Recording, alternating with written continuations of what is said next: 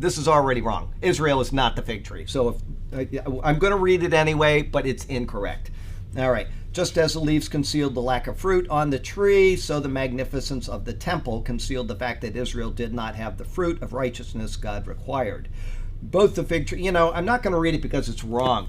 The figs in the Bible signify a connection to God or a lack of a spiritual connection to God. That is what the fig signifies. I had somebody email me this week about exactly this, and he was excited that about the parable of the fig and how the rapture is going to happen soon. And I said, well, I want you to know that that is an incorrect analysis of that. What was it that Adam and Eve did when they violated God's law? That's right. They sewed together fig leaves. They make their coverings of fig leaves. The spiritual connection had been lost. Okay?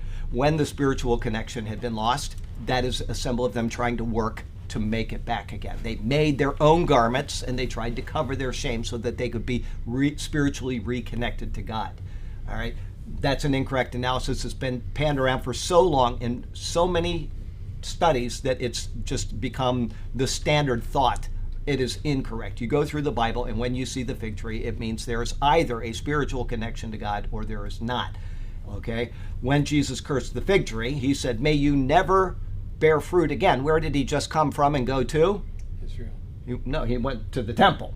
He was in Israel, but he went to the temple. Okay, so he was going to the temple. He left the temple, and everything was centered on the worship of the temple that he was doing. And so it was saying, may you, the temple worship, meaning the law of Moses, the ritual, which was the old covenant, may you never bear fruit again. It's not going to, because he is going to introduce a new covenant. That will be the spiritual connection to God. Okay? That is the point. And he was telling them that when they come back to the land 2,000 years later and they build a temple, there will be no spiritual connection to God through that temple. They must come through Jesus Christ. We've been going through that in the law of Moses, especially in the past 4 weeks, and the last one is this week, is the Song of Moses, the spiritual connection to God, what's going to happen. It'll all culminate in this week's sermon. But that is an incorrect analysis, so there's no point in reading that. Fig is a symbol of a spiritual connection to God or a disconnect from God.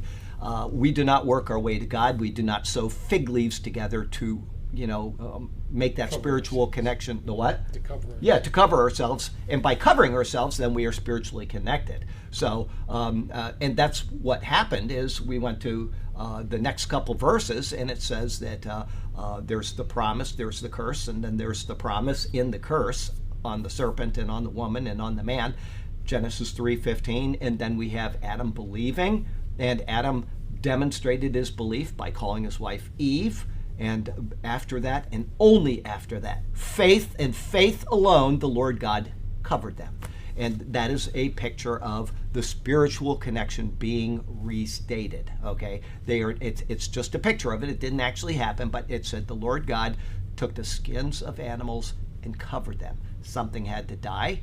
God did the work, and the covering was made. And so it's a picture of salvation, which follows all the way through the Bible. So no point in reading that particular, they get a lot of stuff wrong. They're kind of Reformed theology anyway, but that one was just so poor that, I'm sorry, if somebody tells you, or if you hear or read or whatever a commentary on the fig tree, and it says this is a symbol of Israel, you can take that and you can kick it right out. And that is an incorrect analysis of that. So.